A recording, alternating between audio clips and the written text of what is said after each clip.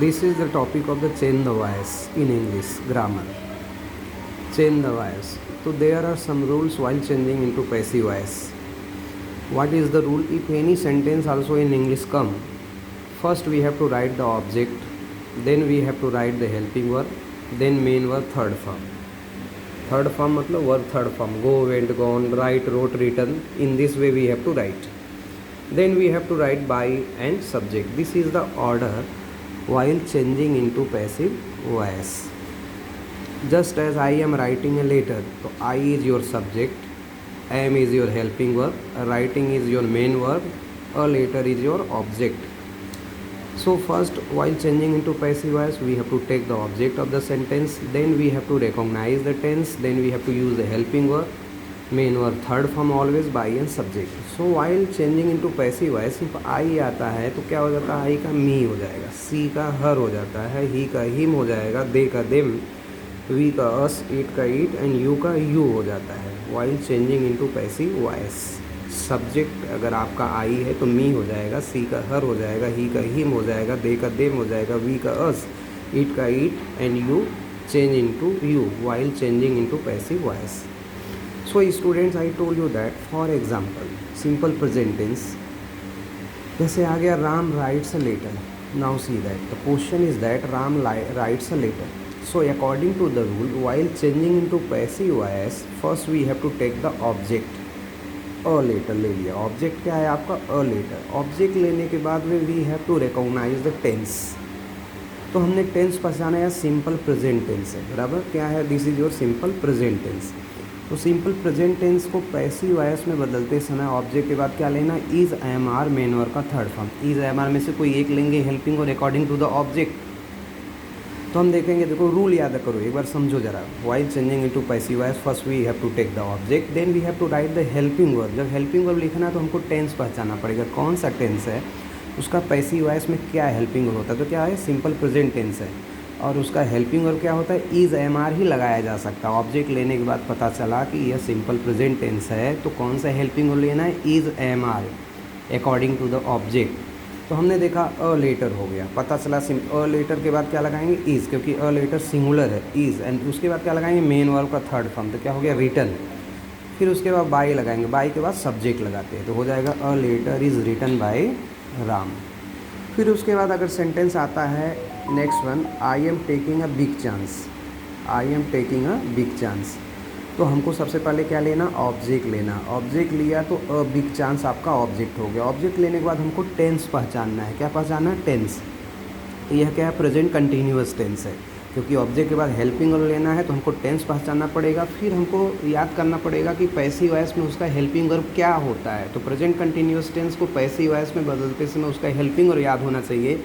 That is your is being, am being, are being and main verb third form. तो देखो question क्या है? A big chance is taken by, तो क्या हो जाएगा? I am taking a big chance. A big chance is being हो जाएगा, बाय मिस्टेक है यहाँ पे. Is being taken by me. Is being हो जाएगा. क्या हो जाएगा student? B E I N G हो जाएगा, बीइंग.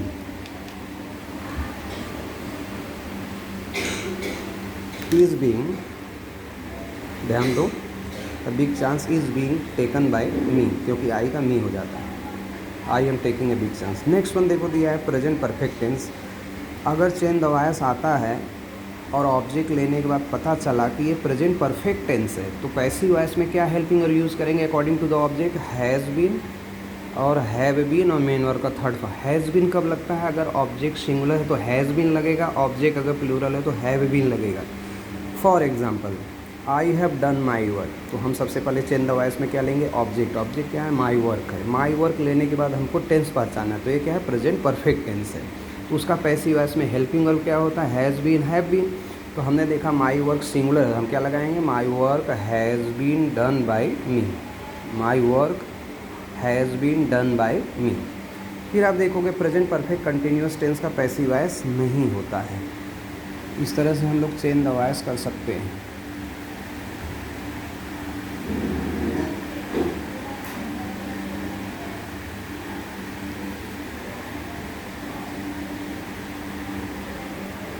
फिर इसके बाद स्टूडेंट हमको देखना है अगर सिंपल पास्ट टेंस आ गया, बराबर बोला चेंज द वॉइस करने के लिए क्या आ गया, सिंपल पास्ट टेंस अगर आ गया तो उसको पैसिव वॉइस में बनाने के लिए कौन सा हेल्पिंग यूज़ करते हैं, वाज वेयर मेन वर्ब का third form, was were main verb का third form, was with the singular object, were with the plural object. तो आप देखोगे यहाँ दिया है राम रोट पोएम, तो हम सबसे पहले चेंज द वॉइस करेंगे तो ऑब्जेक्ट ले लिया अ पोएम, अ पोएम लेने के बाद हमको टेंस पहचानना है, तो हमको टेंस क्या है, सिंपल पास्ट टेंस है, तो उसका हेल्पिंग वर्ब क्या होता है, वाज वेयर, क्योंकि अ पोएम सिंगुलर है तो वाज लगेगा मेन वर्ब का third form. A poem was written by Ram, a poem was written by Ram, इस तरह से हो जाएगा।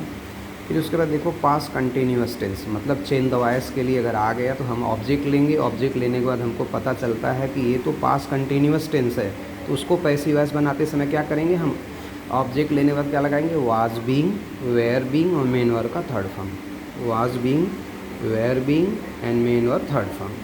फॉर एग्जाम्पल देखो she was writing a letter, she was writing a letter, तो ऑब्जेक्ट क्या है, अ लेटर, अ लेटर के बाद हमको टेंस पहचानना है, तो ये पास्ट कंटिन्यूअस है, तो उसका पैसिव वॉइस में हेल्पिंग और याद करना है, was being, were being, main verb का थर्ड फॉर्म। तो a letter was being written by her, जैसे आपको मालूम है सी का हर हो जाता है पैसिव वॉइस में। फिर आप देखोगे नेक्स्ट वन है past perfect tense, past perfect tense में क्या आता है, हैड बीन वर्ब का थर्ड फॉर्म है, पास्ट परफेक्ट टेंस को चेंज द वॉइस करते समय पैसिव वॉइस में क्या लगाते हैं, हैड बीन प्लस वर्ब का थर्ड फॉर्म। तो जैसे एग्जांपल देखो, I had painted a picture, तो हमने ऑब्जेक्ट क्या ले लिया, अ पिक्चर ले लिया, ऑब्जेक्ट चेंज द वॉइस में ऑब्जेक्ट ले, तो ऑब्जेक्ट लेने के बाद हमको टेंस पहचानना है, तो पता चला ये क्या है, पास्ट परफेक्ट टेंस है, और उसका ऑब्जेक्ट के बाद हेल्पिंग वर्ब लिखना पड़ता है, तो क्या हो जाएगा, हैड बीन, चाहे सिंगुलर प्लूरल कोई भी रहे, तो a picture had been painted by me, इस तरह से चेंज द वॉइस कर सकते हैं। फिर नेक्स्ट वन देखो, पास्ट परफेक्ट कंटिन्यूअस टेंस का कोई पैसिव वॉइस नहीं होता है। फिर आप देखोगे फ्यूचर टेंस में अगर आ गया विल आ गया, तो पैसिव वॉइस में क्या हो जाएगा, विल बी प्लस वर्ब का थर्ड फॉर्म, विल का विल बी वर्ब का थर्ड फॉर्म हो जाएगा। जैसे आ गया I will paint a picture, I will paint a picture, तो सबसे पहले क्या लेंगे, ऑब्जेक्ट अ पिक्चर, तो विल का विल भी हो जाएगा, a picture will be painted by me, a picture will be painted by me. फिर उसके बाद देखो जैसे आ गया साल आ गया, तो पैसिव वॉइस बनाते समय साल बी प्लस वर्ब का थर्ड फॉर्म यूज हो जाएगा। फिर कैन आ गया तो क्या हो जाएगा, कैन बी प्लस वर्ब का थर्ड फॉर्म हो जाएगा, कैन बी प्लस वर्ब का थर्ड फॉर्म। फिर देखो जैसे I can do it, I can do it बोला चेंज द वॉइस करो, तो सबसे पहले ऑब्जेक्ट क्या लेंगे, इट, बराबर ना, ऑब्जेक्ट ले लिया, उसके बाद हेल्पिंग वर्ब क्या है, कैन है, कैन का कैन भी हो जाता है, तो it can be done by me, it can be done by me हो जाएगा। फिर जैसे आगे शुड आ गया, शुड आया तो शुड भी लग जाएगा, क्या लग जाएगा, शुड बी प्लस वर्ब का थर्ड फॉर्म।